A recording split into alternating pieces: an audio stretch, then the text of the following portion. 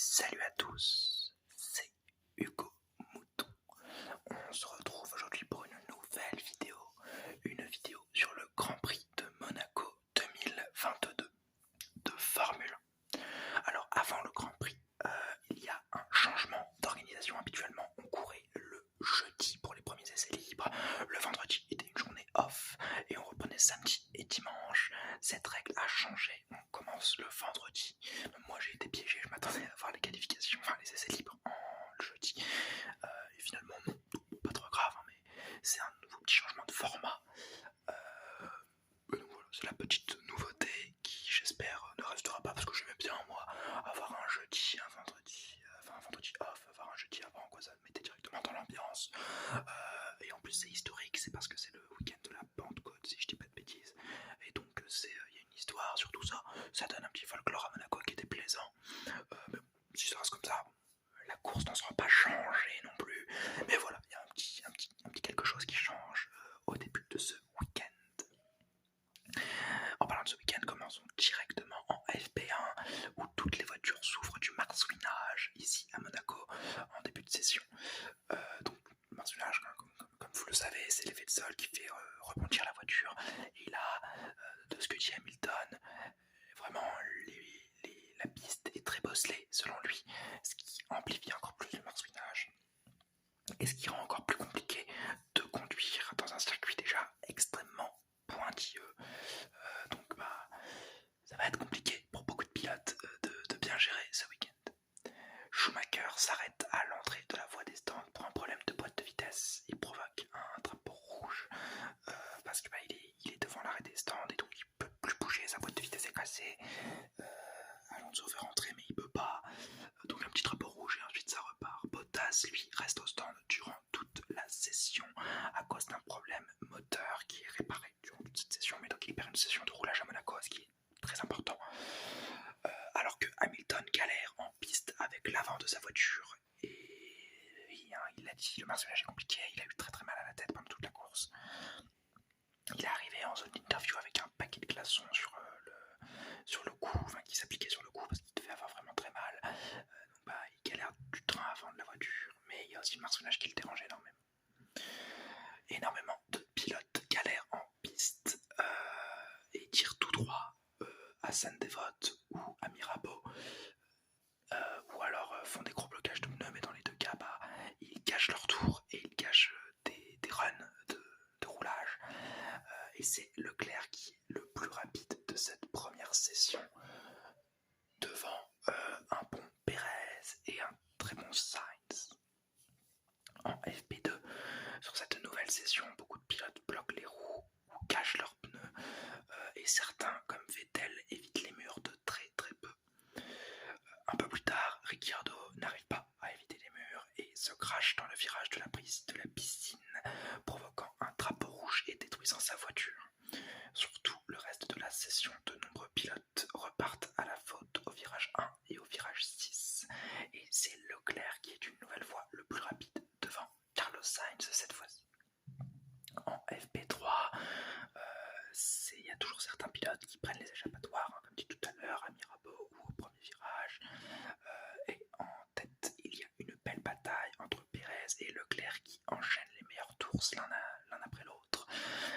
À la sortie de la piscine, Stroll décolle sur un vibreur et abîme sa monoplace et surtout la jante avant droite qu'il casse, mais bon, il peut quand même rentrer au stand et elle sera réparée. Un petit accrochage entre Vettel et Carlos Sainz est signalé à la sortie du virage 1. Sainz est caché, parce que c'est une montée, donc Sainz est un peu caché par la vision de Vettel. Il est sur la trajectoire de course. Vettel l'évite au dernier moment en le voyant devant lui. Il s'en plaint à la radio, c'était assez dangereux. Mais bon, pas d'incident grave à déclarer en tout cas. En fin de session, c'est Pérez qui est le plus rapide devant Charles Leclerc et un très bon Gasly qui est 5ème, lui qui était en difficulté depuis 2-3 Grands Prix. Ça va être plutôt bien de le voir à l'œuvre comme ça parce que pendant toutes les sessions il était plutôt pas mauvais.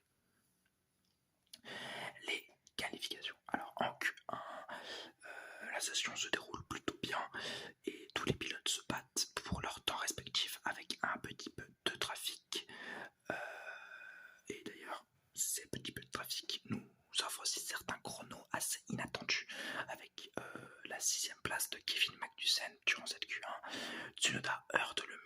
sortie du tunnel quand il veut prendre la chicane et casse sa jante en crevant son nœud.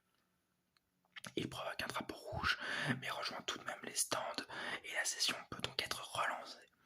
Mais cette relance est mal gérée par de nombreux pilotes, comme Gasly ou Hamilton, qui n'auront pas de temps supplémentaire, étant donné que Gasly, lui, passe sous le drapeau à damier juste après le premier wave, la première agitation du drapeau à damier, donc ça veut dire qu'il n'aura pas de second temps.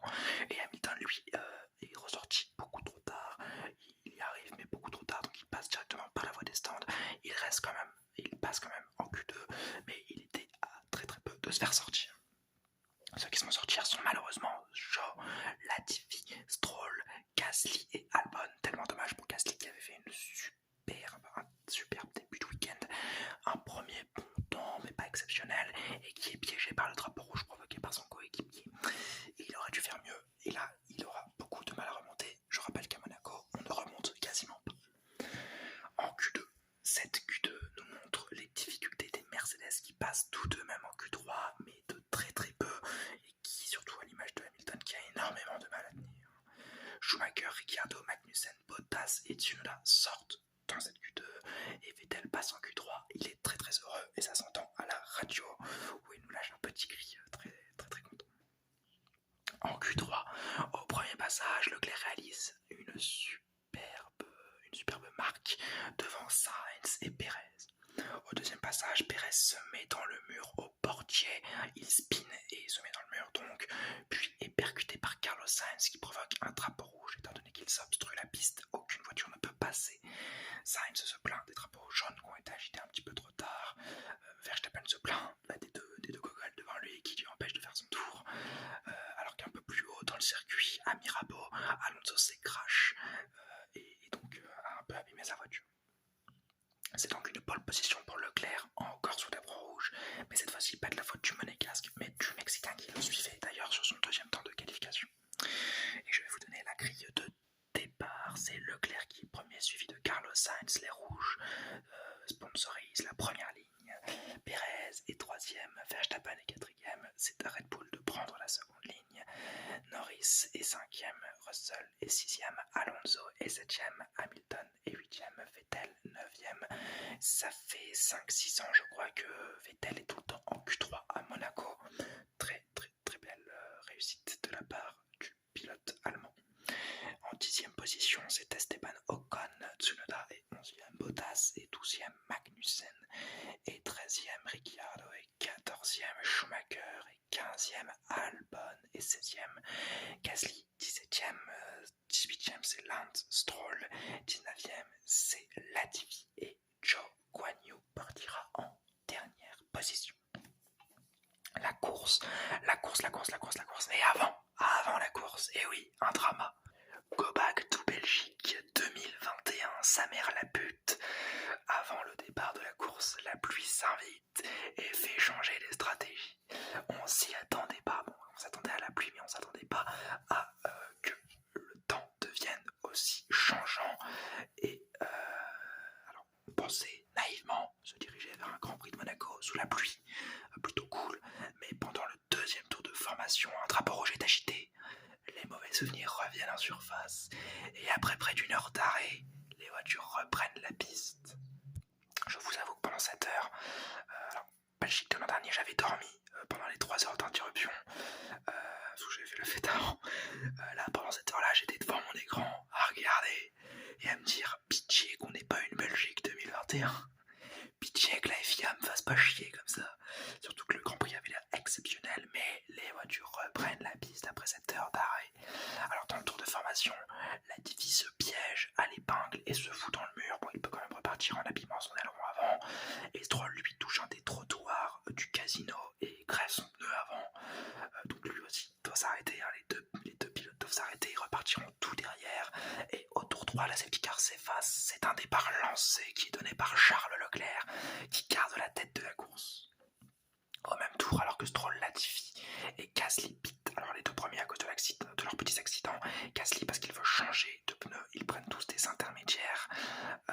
Leclerc a pris une avance acceptable de 1 seconde 2 sur son plus proche poursuivant qui est Carlos Au tour 6, le meilleur temps pour Gasly, qui a bien fait chauffer ses gommes intermédiaires et qui peut essayer de rattraper son mauvais samedi.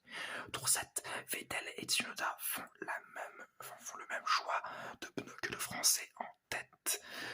Ils font le même choix que le français. En tête, le trio est inchangé avec les espaces qui se creusent. Donc c'est bien Leclerc à 2 secondes devant Sainz, à 2 secondes devant Sergio Perez. Tour 11, Albon tire tout droit dans Sainte-Dévote et repart 16e. Au tour 12, Gasly plonge sur Guan Yu Zhou à Mirabeau et le passe, il est 13e. Puis au tour 14, il passe Ricciardo à la même... il passe Ricciardo mais à la piscine cette fois-ci.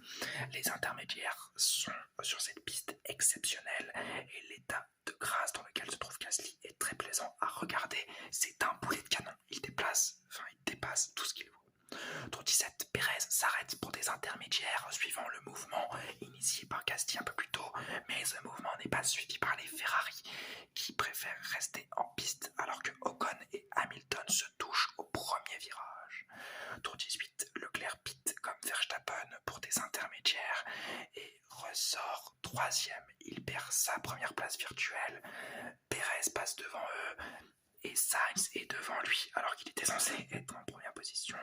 C'est n'importe quoi pour le pilote monégasque. Et au tour 21, Hamilton et Ocon se battent au coude à coude, mais Hamilton ne trouve pas la clé pendant que derrière, Latifi, Schumacher, Albon, Zhou, Ricciardo, Magnussen et Bottas pitent pour des pneus slick car la piste commence à s'assécher. Carlos Sainz suit la même stratégie devant Leclerc et juste après ils sont 3e et 5e en ressortant en pneus hard. En fait les deux pilotes Ferrari ont continué en piste avec leurs pneus wet et quand ils rentrent au stand c'est Sainz qui fait le premier call, Leclerc pit pour des inters et il ressort 3e. C'est pas trop grave mais donc la stratégie est pas exceptionnelle déjà. Et quand ils font le call pour les pneus slick, c'est Sainz qui est devant Leclerc. Sainz s'arrête en premier. On appelle aussi Leclerc au stand. Leclerc rentre, il voit Sainz. On lui dit à la radio non, en fait, rentre pas.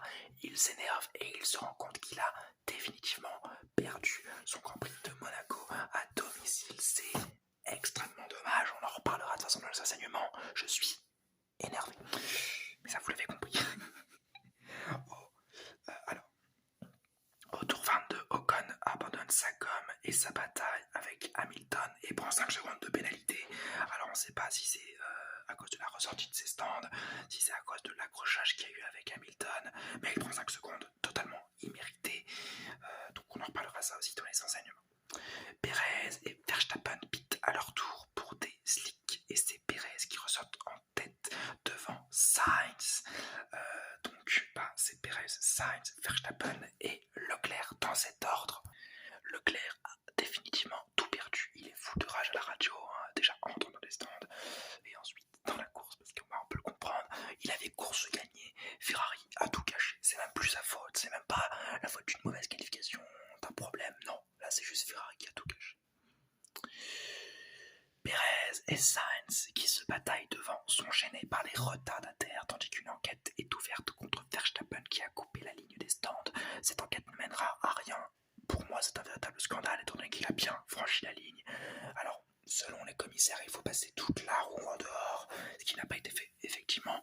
Mais bon, actuellement l'an dernier Yuki Tsunoda il s'est fait engueuler en Autriche, en ayant passé 2 fois la ligne. Une fois il passe la roue, la deuxième il met juste la roue dessus et pourtant il est pénalisé. Les changements de règlement ça commence à bien faire, mais bon, c'est la FIA. Pendant toute cette agitation, Magnussen a abandonné en rentrant au stand. Problème sur la voiture, sûrement problème moteur.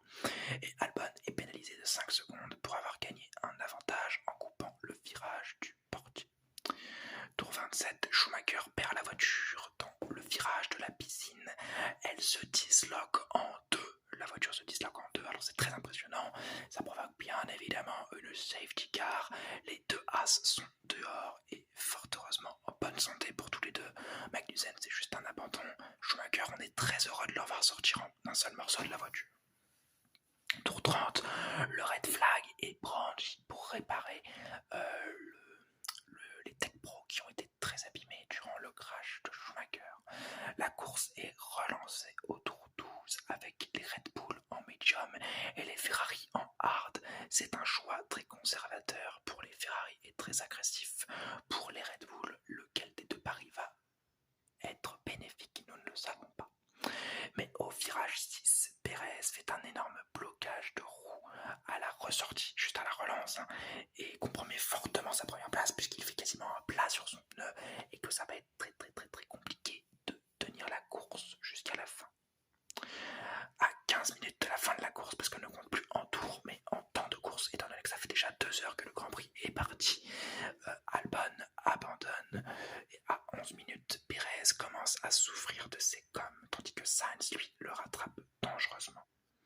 À 7 minutes avant la fin de la course, les 4 premiers sont tous les 3 tenus en 3 secondes. Et à 1 minute de la fin de cette course, ils passent la ligne une dernière fois.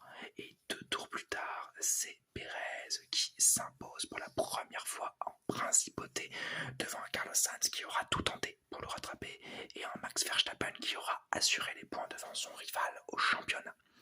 La grille d'arrivée se compose de Pérez, premier, Sainz, deuxième, Verstappen, troisième, Leclerc, quatrième, Russell, cinquième, Norris, sixième, Alonso, septième, Hamilton, huitième, Ocon est neuvième, Bottas, dixième, Vettel, onzième, Gasly, douzième, Ricciardo, treizième, Stroll, quatorzième, Latifi, quinzième, Joe, seizième, Tsunoda, dix-septième, Albon, dix-huitième, DNF, Schumacher, dix-neuvième, DNF et Magnussen, vingtième et DNF. Les enseignements de cette course. Un Pérez exceptionnel en file. Alors j'en ai pas trop parlé durant les essais libres. Mais qu'est-ce qu'il a été bon, Pérez, pendant les essais libres, il a été très bon. La qualification, s'il fait pas son erreur, il est extrêmement bon aussi. Et il peut peut-être aller titiller la deuxième place. Pas la pole, parce qu'à mon avis, Charles est trop rapide. Et pendant cette course, il gère d'une main de maître, malgré sa petite erreur à la relance du deuxième drapeau rouge. Il est extrêmement bon, le Pérez. Je me rappelais plus qu'il était aussi bon sur les circuits en ville, sur les circuits urbains. Et ensuite, je me suis fait la remarque où est-ce qu'il faisait ses podiums avec Force India en Azerbaïdjan. Où est-ce qu'il a été très bon très souvent en Azerbaïdjan, à Monaco, il avait fait des bons résultats. C'est finalement un pilote de ville, Sergio Pérez, et ça a été à mon avis un peu trop oublié. C'est pour ça que moi j'ai été très étonné de le voir aussi haut. Et au final, on s'y acclimate et on apprécie ça avec grand joie, je trouve. Verstappen, bon, mais sans plus, effectivement, il n'aura pas fait un week-end exceptionnel, le Verstappen. Bon, en qualification, il est gêné, bien évidemment, par l'accident de son coéquipier, mais en course, il est pas incisif, il va pas attaquer Sainz, ce qui est normal. Leclerc est derrière lui, mais bon, voilà, on aurait pu s'attendre à un Verstappen plus offensif qui n'a pas été, ce qui montre une autre facette du champion du monde, pas forcément désagréable. Ce qui est très désagréable, par contre, c'est Leclerc qui est totalement désabusé par la stratégie Ferrari. Les clowns rouges, on les revoit. Salut, ils nous avaient manqué, ça fait 2 ans qu'on les a pas revus. Les voilà de retour. Ils cassent une course de Leclerc. Et même, quand à la première ligne à Monaco, tu gagnes Monaco. Un des deux pilotes gagne Monaco. Eh bien non. Eh bien non, c'est extrêmement chiant.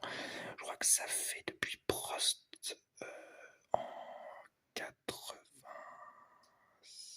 si je dis pas de bêtises, qu'un pilote qui n'est pas premier ou deuxième gagne Monaco, excepté Panis, ce qui est exceptionnellement con de la part de la Scuderia. Pérez gagne en partant troisième, ce qui est extrêmement rare, comme je l'ai dit avant. Donc vraiment très énervé contre mon écurie de cœur, mais bon, on peut quand même se dire que Sainz aura fait un Grand Prix pas trop mauvais non plus, même s'il est battu par Pérez et qu'il aurait dû passer en fin de course si les retardataires ne l'avaient pas trop dérangé et s'il avait été plus incisif. Il assure les points, il a raison de faire ça, c'est ce qu'on lui demande à Ferrari, vu des accidents qu'il crée depuis le début de la saison. C'est un bon résultat, mais même lui, il était dégoûté de ne pas finir premier, donc c'est un peu dommage quoi, mais j'en veux surtout à la Scuderia, j'en veux même pas au pilote. Derrière eux, Russell, ou la continuité, encore une 5e place pour Russell, c'est exceptionnel. Le niveau qu'il a chez Mercedes, il est fou. Je crois qu'il n'est pas sorti du top 5 ou 6 depuis le début de la saison. Franchement, c'est extrêmement plaisant à voir. Alors que Hamilton, c'est la déception totale. 8e en course, mauvais en qualification. Il se plaint toutes les 2 secondes. Alors certes, il a à se plaindre, mais quand même, c'est dur, quoi. Donc, quand même, il y a fossé qui se creuse entre les deux, et j'ai peur que Mercedes et son team commencent à se rabattre sur Russell plus que sur le septuple champion du monde. Gasly est touché mais pas coulé, une mauvaise qualification à cause de courses et une bonne course malheureusement arrêtée au 12e rang, mais avec une belle remontée tout de même. Il montre son talent durant les moments où il était en inter et où il a dépassé tout le monde. Il montre un certain talent qui pourrait peut-être l'avantager pour un possible baquet dans une autre écurie que AlphaTauri, parce que là vraiment AlphaTauri c'est très décevant depuis le début de la saison. Tsunoda est brouillon, son erreur en qualification coûte la bonne place de son coéquipier, et en plus en course il est pas si bon que ça, il finit dernier, il passe en dernier la ligne, c'est le dernier à franchir la ligne. C'est quand même très dommage pour le pilote japonais qui pourtant fait un très bon début de saison, il faut le reconnaître. Haas dans le dur, ça fait 3 grands prix que Haas est extrêmement mauvais. Schumacher fait encore une erreur. Magnussen, cette fois-ci, c'est le moteur qui lui joue des tours. Mais on l'a vu quand Schumacher sort de la piste, il est très énervé sur le bord de la piste. Énervé, à mon avis, déjà de voir la monoplace dans cet état-là. Et surtout de voir son coéquipier qui n'arrive pas à convertir la moindre occasion. Et qui en plus casse beaucoup de voitures, ce qui fait baisser le budget de recherche pour la monoplace, étant donné qu'il y a un budget capé, si je vous le rappelle bien, 140 millions d'euros alloués, mais ça compte aussi pour la réparation des monoplaces, et si chaque week-end Schumacher pète un aileron, une voiture, un moteur, ça va pas le faire, et bien on le voit, Magnussen est plutôt énervé, étant donné que lui, il connaît bien ses rouages, et que Schumacher connaît peut-être un peu moins bien. Enfin, j'avais promis, je vous vais parler de Ocon, Hamilton, ça m'énerve, franchement ça m'énerve, les changements de directives de la FIA. J'ai commencé la F1 en 2018, j'ai commencé avec le Grand Prix d'Autriche, ma première vidéo c'est le Grand Prix d'Autriche, où Verstappen tape Leclerc pour rentrer et pour gagner son premier Grand Prix de la saison. En soi, pas grave, le week-end suivant on nous apprend qu'on a le droit d'être un peu plus fair racing, on a le droit de taper un peu plus les autres. Très bien, on va le mettre en piste, c'est rentré en piste, c'est moyen quand même. L'an dernier, on a tout le bordel avec Michael Masi, la FIA, il y a des pénalités qui sont pas données, comme le virage coupé au premier tour à Abu Dhabi pour Hamilton, mais bon, c'est pas grave, on va occulter ça, et cette année on se dit, on va resserrer les vis, mais si resserrer les vis c'est, on doit laisser les autres passer sous peine de se prendre une pénalité, ça va commencer à être sérieusement très chiant, les directives de la FIA, et il va falloir vraiment poser, taper du poing sur la table et mettre des règles fixes, je parle bien de fixe, vraiment, dire que s'il y a ça, c'est ça, et respecter des fois le règlement très bêtement. Faut arrêter de se dire que on va prendre la sensibilité de chacun. Si le commissaire il a dit ça, bon ça va faire ça, mais s'il y a un autre Grand Prix a aussi ça, que l'autre commissaire il dit ah bah non je préfère ça, on va plutôt faire commissaire A, commissaire B, ça va dépendre de chacun. Non, j'aimerais qu'on ait une loi, vraiment un truc qui dit s'il y a ça, dans tous les cas de situation, il y a pénalité, ça va être bête et méchant, mais c'est tout ce qu'il faut pour avoir une course juste, parce que là la course juste, on l'a pas, et ça pénalise Ocon qui avait fait un super Grand Prix. Donc voilà, plutôt énervé, vous le voyez, il finit quand même P9, mais je suis plutôt énervé. Voilà. Au final, on aura eu une piste d'exception, un week-end exceptionnel, un temps horrible et une course semi-agréable. Alors semi-agréable parce qu'en début de Grand Prix, j'étais vénère à cause de la 1 heure d'interruption, et en fin de Grand Prix j'étais très content vu la course qu'on a vue, quoi. C'est la première fois que je vois une course se terminer au temps et pas au tour. C'est très plaisant. Je ne considère pas la Belgique comme une course, au cas où vous me faites remarquer ça. C'était pas une course pour moi, c'était une honte. C'est la première fois que je vois ça, donc, et un résultat certes qui fait mal, mais qui est finalement mérité au vu des performances de chacun durant le week-end. Donc je vais attribuer un 16 sur 20 à ce week-end de Grand Prix qui aura été exceptionnel, décevant d'un côté pour moi, mais extrêmement bien de l'autre. Une belle piste, des belles batailles, des beaux dépassements. Sur le peu qu'il y en a eu, un petit peu de drama que j'aurais peut-être voulu éviter, c'est pour ça qu'il n'y a que un 16. Bon, il y a aussi mon côté Ferrari qui a dû me faire enlever 1 ou 2 points, j'avoue. Mais voilà, ça a été exceptionnel, vraiment. Bravo à Monaco, et j'espère qu'on retrouvera ce Grand Prix ou ce genre de Grand Prix, toujours sur la même piste. Par contre, je veux qu'on garde Monaco au fur et à mesure des années. Et bien voilà, c'est la fin de cette vidéo de 25 minutes, un petit peu longtemps, elle aura duré un petit peu longtemps. J'espère qu'elle vous aura plu, si c'est le cas, le petit like, le petit commentaire et le petit abonnement. N'hésitez pas à me faire part de votre avis en commentaire sur ce Grand Prix ou sur de possibles autres vidéos que je pourrais faire. J'espère vous avoir détendu. Et n'oubliez pas, Forza Ferrari.